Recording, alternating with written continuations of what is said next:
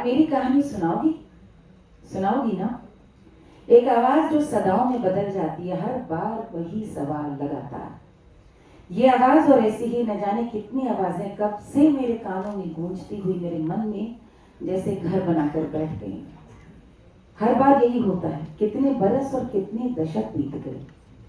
हर बार वही देखे अनदेखे से चेहरे, उनकी मध्यम आवाजें, आंखों आंखों में संवाद, वही आध्यात्मिक उपस्थिति की रहस्यमय अनुभूति। चारों ओर रोशनी के सैलाब में नहाए बेताब श्रोताओं का उत्साह में कोलाहल का राग अलापता हुआ सा।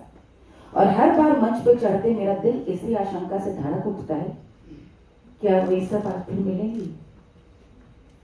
दर्शकों की तालियों का आशीर्वाद स्वीकार कर मैं बहुत कृतज्ञ मन से मंच पर अभिवादन स्वीकार करती हूँ। जैसे ही ध्यान लगाते हुए सुरों का आवाहन करने को अपनी आंखें मूंदती हूँ, अचानक कोई सुमंगला बड़े अधिकार के साथ मेरे सामने आकर खड़ी जाती। क्यों? आज मेरी कहानी सुनाओगी? मैं कुछ जवाब नहीं दे पाती। वापस अपनी आंखें बंद कर मन ही मन उसके अदृश्य हो जाने की कामना करती हूँ।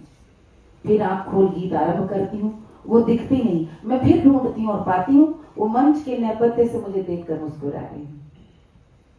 धीरे धीरे कई सुमंगलाएं सामने आने लगती हैं। कभी हंसती खिलखिलाती चंदा, कहीं कन्नौज की युवा विधवा, कहीं सवाल पूछती हुई दन्नो मौसी, कहीं छिप कर मिलने आई रही ब्याहता, कहीं पति को अभी अभी विदा कर लौटी ब्याहता के आंसुओं से भीगा चेहरा। वे सब मानो मुझे चुनौती दे रही हूं, कभी ठिलाती, कभी धमकाती और कभी उदास आंखों से याचना करती हुई। कौन ये सब कहेगा और कौन सुनेगा?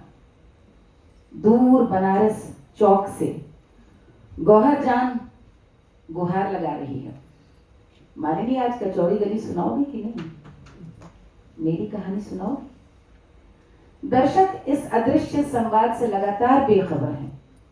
वे मुझे देखें, लेकिन कैसे कहूं उनसे कि मैं मंच पर जब भी होती हूं मैं अकेली नहीं होती।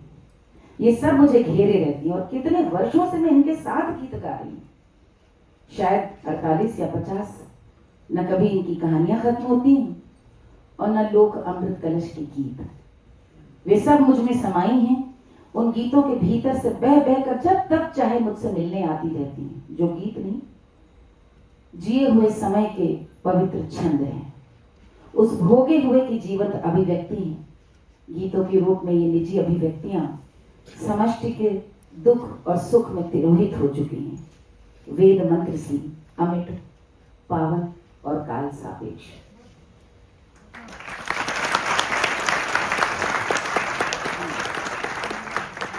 ये सिर्फ इसलिए बताने के लिए कि शास्त्रीय संगीत में जब कोई कलाकार एक राग की अवधारणा करता है तो आपने देखा है कि एक से एक विद्वान कलाकारों को, भोपाल में किसको नहीं सुना हो, यहाँ पर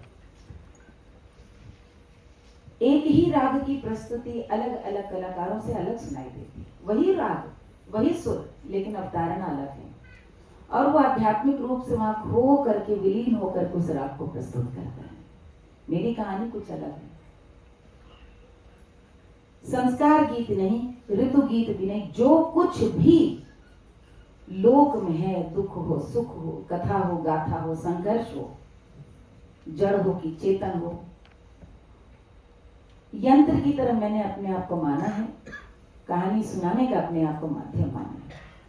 और वो कहानियां दुख की भी हो सकती हैं, सुख की भी हो सकती है। बाप की फरमाइश एकदम से उत्सव की आएगी, कोई दुख की सुनना चाहेगा।